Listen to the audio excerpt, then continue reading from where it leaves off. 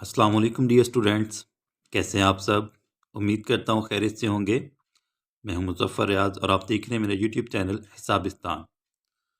हमारी डिस्कशन जो है वो पोलिनोमियल्स पर चल रही है। तो आज के टॉपिक में, आज के लेक्चर में हम देखेंगे कि हम किसी भी पोलिनोमियल की जो डिग्री है वो कैसे फाइंड कर सकते हैं। How the degree of a polynomial is found. ठीक है, how to find the degree of a polynomial. ठीक है, तो सबसे पहले हम पोलिनोमियल को थोड़ा सा डिफाइन कर लेते हैं। पिछले लेक्चर में भी हमने पोलिनोमियल को डिफाइन किया था, तो आज के लेक्चर में भी हम थोड़ा सा इसको रिवाइज कर लेते हैं।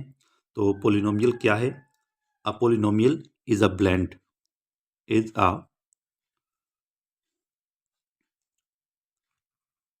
blend of variables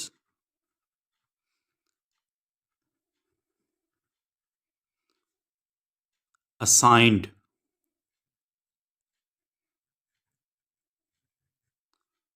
with assigned with exponential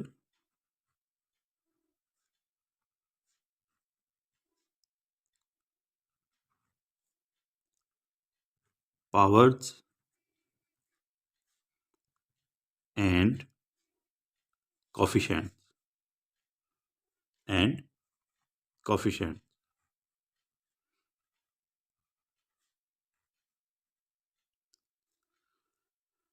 polynomial क्या है? A polynomial is a blend of variables.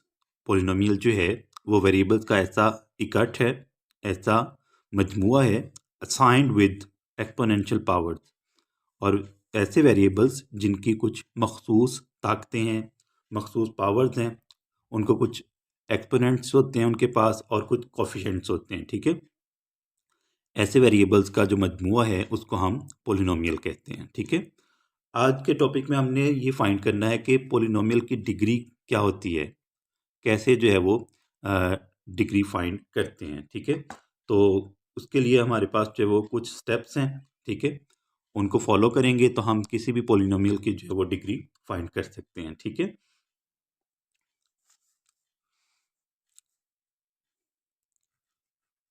There are some steps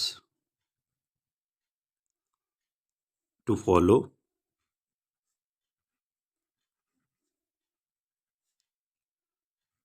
to find the degree of a polynomial.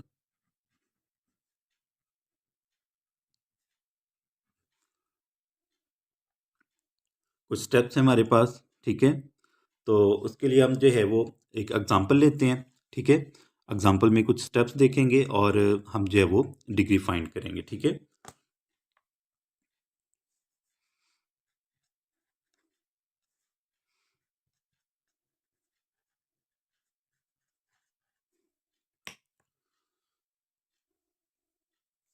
For example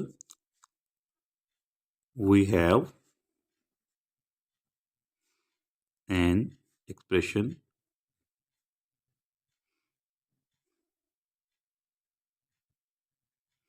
एक एक्सप्रेशन हमारे पास, पोलिनोमियल है हमारे पास, जैसा कि 9x raised to power 6 plus 5x raised to power 3 plus 8x raised to power 6 plus 5x square plus 7x plus 6 plus 3। ये हमारे पास जो है एक एक्सप्रेशन है। ठीक है, तो इसमें हमने देखना है कि जो हमारे पास पोलिनोमियल है, ये जो हमारे पास पोलिनोमियल एक्सप्रेशन है, इसकी हम डिग्री जो है वो कैसे फाइंड करते हैं। ठीक है, तो स्टेप 1 में देखते हैं।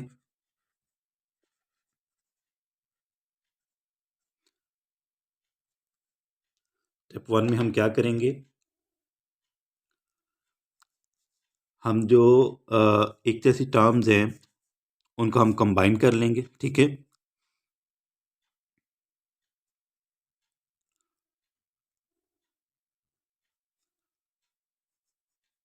Combine all the like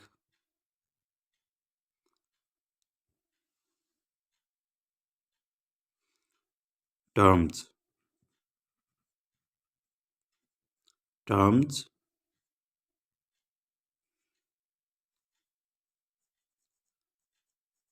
which are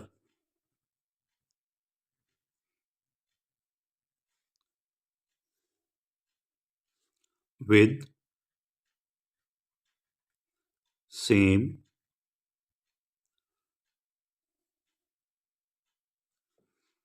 exponents of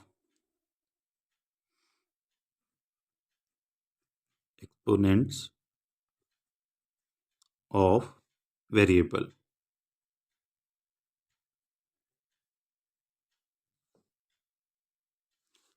terms which are with same exponents of variables, यानी कि सबसे पहले हम क्या करेंगे, जो हमारे पास वेरिएबल्स हैं, ठीक है, ऐसी टर्म्स जिनके सेम वेरिएबल्स हैं, वेरिएबल्स सेम है और उनके वेरिएबल्स के जो एक्सपोनेंट्स हैं वो सेम है, ठीक है। वेरिएबल्स तो डिफरेंट भी हो सकते हैं, ठीक है, मल्टी वेरिएबल्स भी हम यूज़ कर सकते हैं, लेकिन सबसे पहले आपने जो है वो वेरिएबल्स को अरेंज करना है एक्सपोनेंट के हिसाब से, ठीक है, उनकी पावर्स के हिसाब से आपने उनको कंबाइन करना है, ठीक है। वो कैसे, उसको हम करते हैं आगे।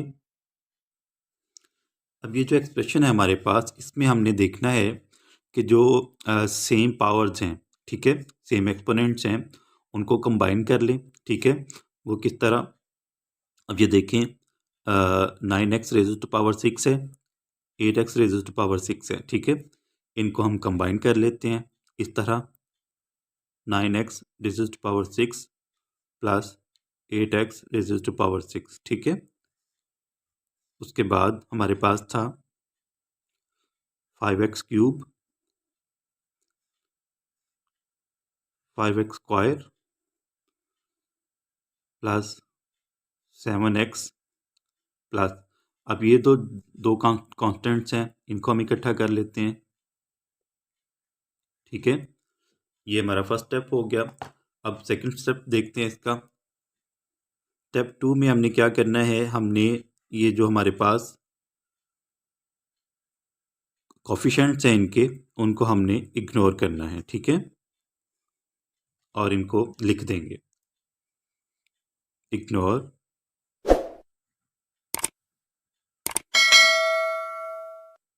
All the coefficients.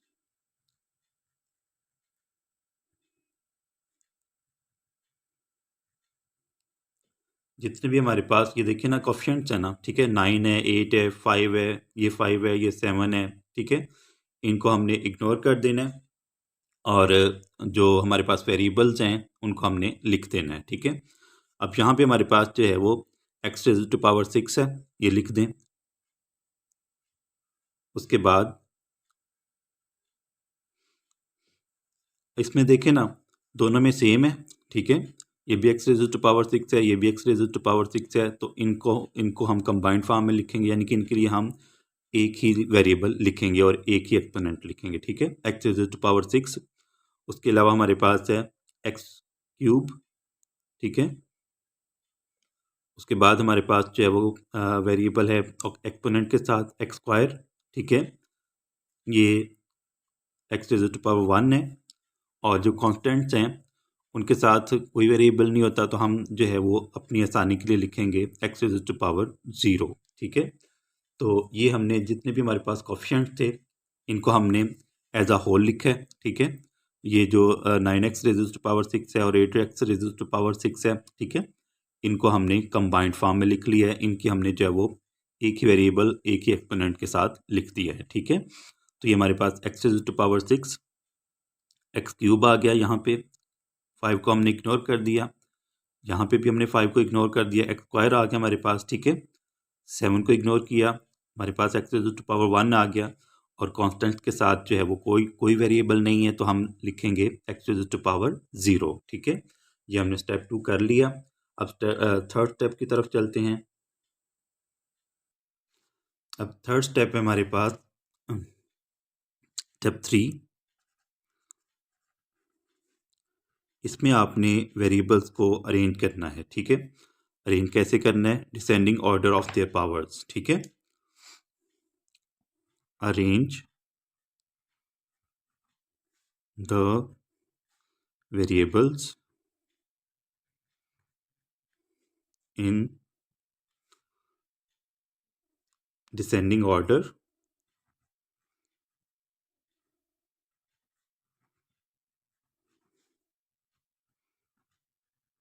Of their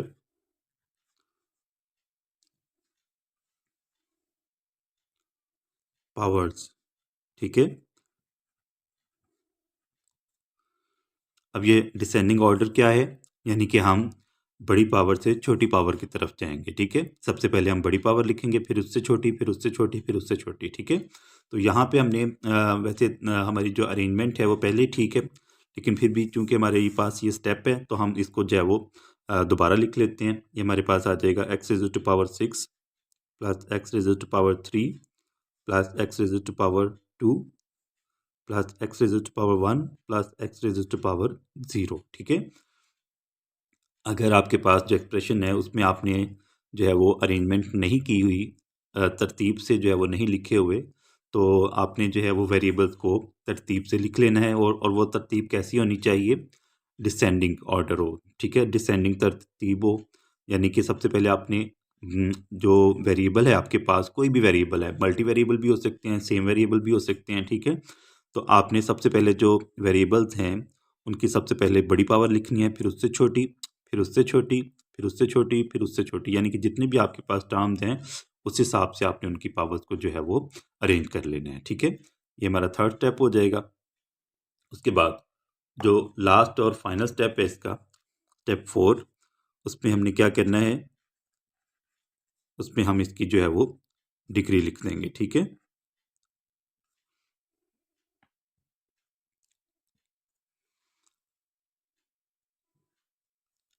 the greatest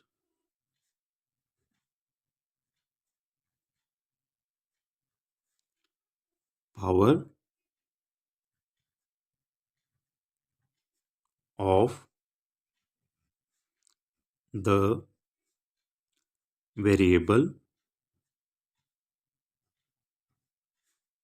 is the degree of polynomial।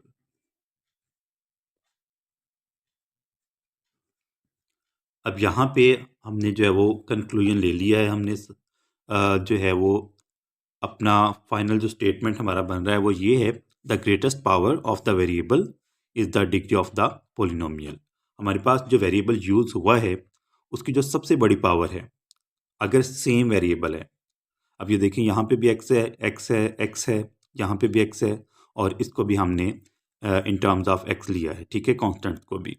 तो हमारे पास जो है, क्योंकि यहाँ पे सेम वेरिएबल यूज़ हो रहा है, ठीक है, हर जगह पे एक्स वेरिएबल हम यूज़ कर रहे हैं, तो इस हिसाब से हमारे पास जो सबसे बड़ी पावर है एक्स की वो क्या है? एक्स रेज़ टू 6, ठीक है। फिर भी हम लिख लेते हैं इसको एक दफ़ा। तो इसको आपने इस तरह लिखना है, डिग्री ऑफ